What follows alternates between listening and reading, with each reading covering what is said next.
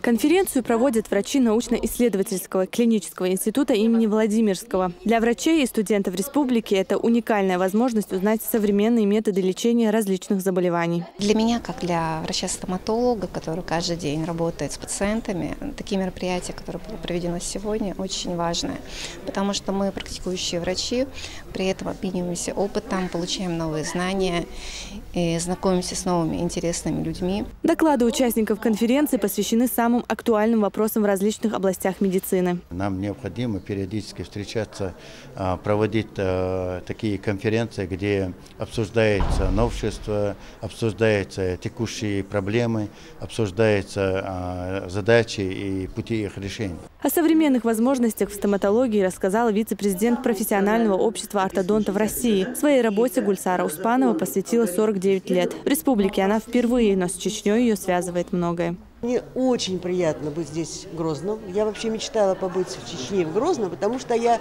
выросла среди чеченцев. У меня подруги все со мной в школе учились чеченцы.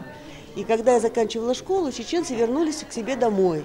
И, конечно, все, что связано с Грозным, с Чечней, для меня это родное. Потрясающее место, конечно, и мне очень радостно, что я здесь. Потому что, в принципе, я очень редко выезжаю с лекциями. Если был бы не Грозный, я бы не приехала.